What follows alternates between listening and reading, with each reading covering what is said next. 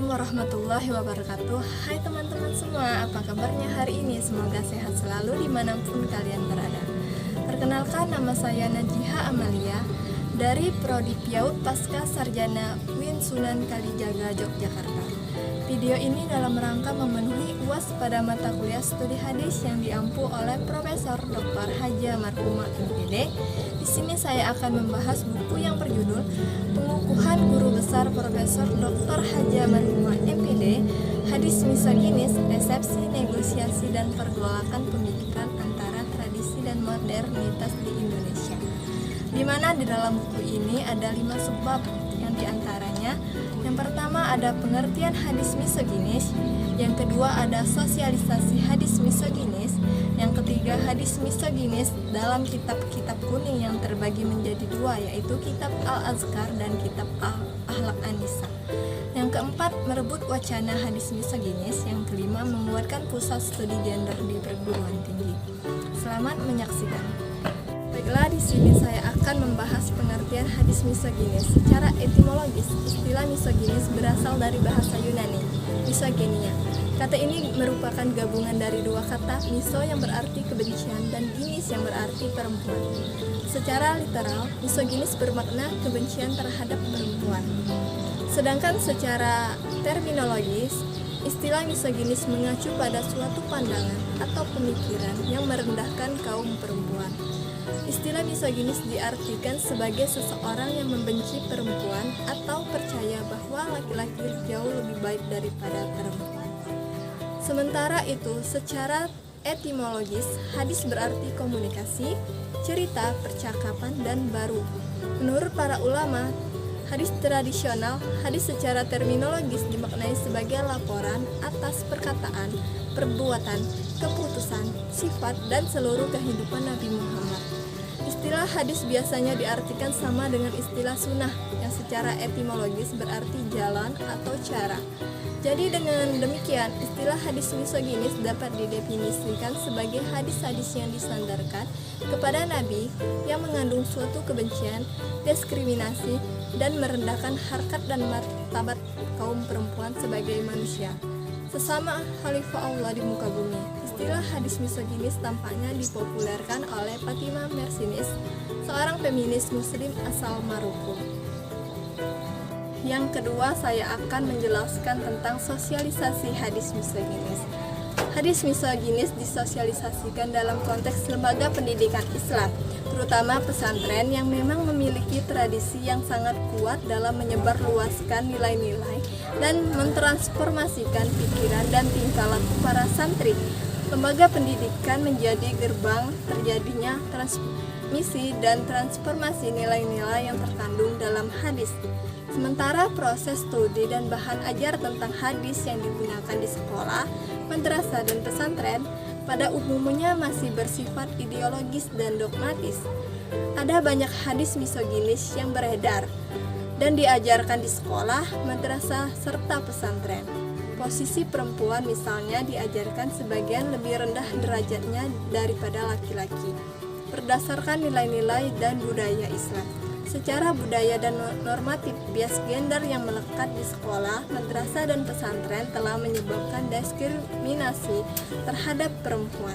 Para siswa atau siswi dihadapkan pada hadis misoginis yang tidak dijelaskan atau dikontekstualisasikan kaitannya dengan konteks saat ini.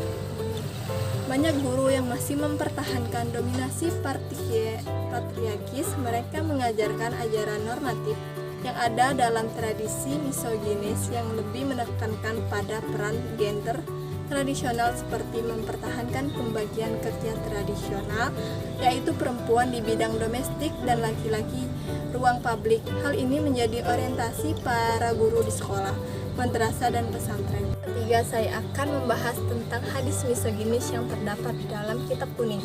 Sebagian besar para penulisnya ialah laki-laki dan topik dan struktur kitab-kitab tersebut tidak memperhatikan kebutuhan yang setara antara perempuan dan laki-laki. Dalam kitab-kitab tersebut, secara umum perempuan dijadikan sebagai objek kebutuhan seksual laki-laki.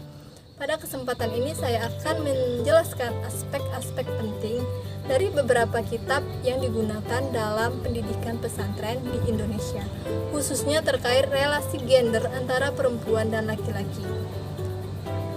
Sebut saja dalam 2 kitab berikut. Yang pertama yaitu kitab Al-Azkar. Kitab Al-Azkar ditulis oleh Al-Nawawi Al-Dimashqi, kemudian diterbitkan ulang oleh penerbit Thoha Putra di Semarang, Jawa Tengah. Al-Nawawi juga termasuk ulama fikih. Kitab ini membuat hadis-hadis misoginis. Satu bab dalam kitab ini mendiskusikan tentang pernikahan. Al-Nikah yang dimulai dengan cerita tentang Nabi Muhammad sebagai seorang laki-laki yang melamar seorang perempuan. Dalam penjelasannya dikatakan bahwa seorang pria harus melamar wanita karena Allah, dia juga harus mencintai seorang wanita karena Allah. Topik lain dalam bab ini ialah tentang pernikahan, kondisinya, dan persetujuan serta kesepakatan yang dibacakan ketika upacara pernikahan. Hal-hal penting lainnya yang dibahas termasuk tentang hubungan seksual antara suami dan istri. Yang kedua yaitu kitab Akhlak An-Nisa. Kitab ini ditulis oleh Musli bin Miftah dan dicetak oleh Maktabah Munawwir di Semarang, Jawa Tengah. Kitab ini membahas hubungan antara suami dan istri. Dalam praktiknya, kitab ini hanya diajarkan pada murid perempuan. Bab pertama dimulai dengan topik tentang kebaikan perempuan.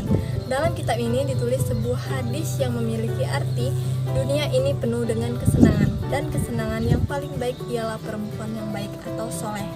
Penjelasan tentang representasi perempuan yang tidak baik didasarkan pada kisah seorang istri teman si penulis kitab yang memberontak, tidak patuh dan serakah kepada suaminya. Hadis lain yang dikutip dalam kitab ini mengatakan jika seorang istri melayani suaminya dengan baik selama 7 hari, pintu neraka ke-7 akan ditutup dan pintu surga ke-8 akan dibuka untuknya. Hadis lain yang ditujukan dalam bab ini juga menyatakan bahwa jika seorang istri mencuci pakaian suaminya, Allah akan menulis 1000 kebaikan untuknya dan 1000 kesalahannya akan dihapuskan. Yang keempat, saya akan membahas tentang merebut wacana hadis misoginis. Keberatan utama para feminis muslim terhadap hadis-hadis misoginis ialah karena bertentangan dengan prinsip-prinsip universal Al-Quran, yaitu keadilan dan kesetaraan. Selain itu, hadis-hadis misoginis bertentangan dengan historis Nabi Muhammad yang sangat menyayangi dan menghormati kaum perempuan. Sebagaimana terekam dalam kitab-kitab sirah dan beberapa hadis sahih, keberatan mereka juga didasarkan bahwa hadis-hadis misoginis dijadikan justifikasi normatif teologis dalam mengkonstruksi peran dan status perempuan dalam Islam. Dalam Islam, realitas kehidupan perempuan masih dipandang sebagai manusia kelas kedua. Dalam tradisi intelektual dan keagamaan umat Islam, hadis memang menempati posisi sentral dan hegemonik. Mayoritas umat Islam menjadikannya sebagai sumber kedua setelah Al-Quran. Bahkan dalam praktiknya, sebagian ulama klasik berpendapat bahwa hadis dapat menghapus ketentuan-ketentuan yang ada di dalam Al-Quran. Dalam konteks wacana Islam dan gender di Indonesia, jelas tidak hanya Al-Quran, hadis pun menjadi objek kajian yang menarik. Para intelektual muslim progresif di Indonesia menawarkan pembacaan kritis kontekstual dalam membaca hadis-hadis misoginis. Sebab, sebagaimana yang saya jelaskan, harus diakui terdapat ayat-ayat Al-Quran dan hadis yang ditafsirkan untuk menjustifikasi diskriminasi terhadap perempuan, dan interpretasi yang bias gender harus dipahami dalam konteks budaya yang melatar belakangi si penafsir. Karena itu, baik Al-Quran maupun hadis harus dibaca melalui pendekatan kritis progresif kontekstual, terlebih untuk menjawab masalah-masalah yang dihadapi perempuan dalam konteks kontemporer. Yang terakhir, saya akan membahas tentang menguatkan pusat studi gender di perguruan tinggi. Dalam konteks perguruan tinggi, lembaga pusat studi wanita atau gender mempunyai peran sentral untuk mewujudkan visi misi Islam yang berkeadilan gender, juga sebagai manifestasi dari Tridharma perguruan tinggi.